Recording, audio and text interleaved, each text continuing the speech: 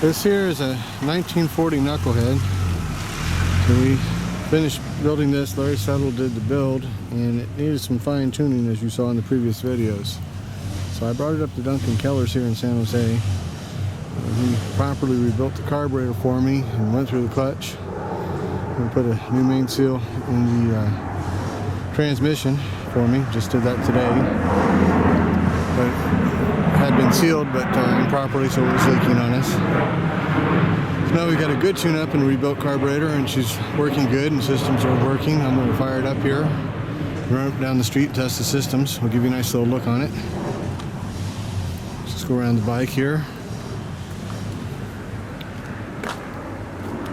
So this is a foot clutch bike with a non-ratchet lid.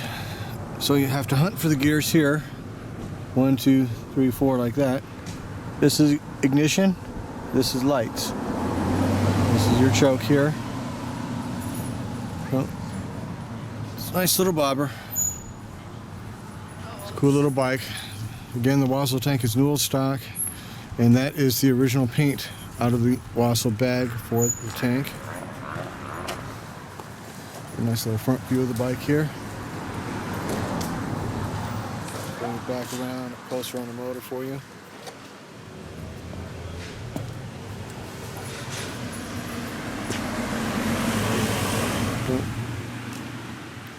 Duncan and Daniel are working, so I'm going to be the starter and videographer all at one time.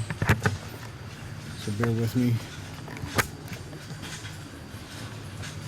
And here we go.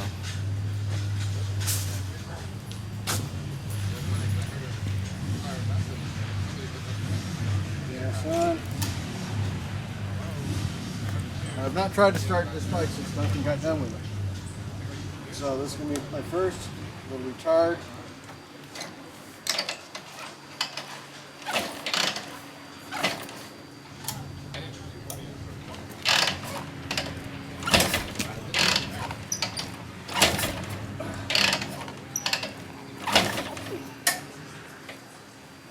Maybe once always out of here.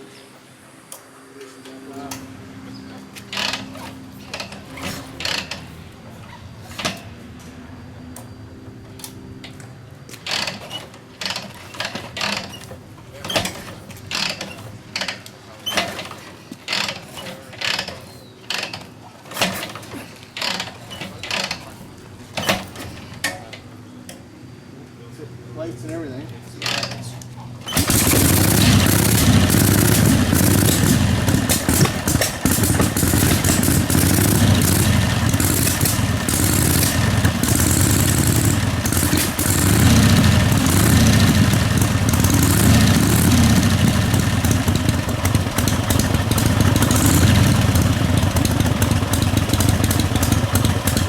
Okay, I stand corrected. The ignition switch is no longer the ignition switch. It's lights and everything on it at the same time. So it wouldn't start because I had no ignition switch on. Turn the lights on, now I got ignition, and she starts. So they weren't sure, they just turned both of them on at the same time. And I don't know how Larry told me he had it wired. Obviously that was not the case, or it's not the case now. So, but there it is. As soon as we actually had an ignition switch on, the car light up. Let it warm up a little bit. Now if you notice, I advanced the timer. This is the timer right here. On a bike like this, stock, you'd have a handlebar control on the left to advance the charger timer, but you have to manually do it because it's not stock anymore. So you want to retard it. Start it. I had it all the way retarded, so it's coughing and sputtering. They don't usually like that. Let's start it right up. And so that advances, calm down, and it runs fine. So a bike like this, you have to ride it and see where it likes to retard or no retard as it's warm, and how hot it is and how cold it is. And they'll change on you. And everyone's different. They're not all the same. So you just do your basic starting and retarding and see what happens and see how it likes until you learn that particular bike. Every one of them is different. So she should be warm. I'm going to take it for a ride.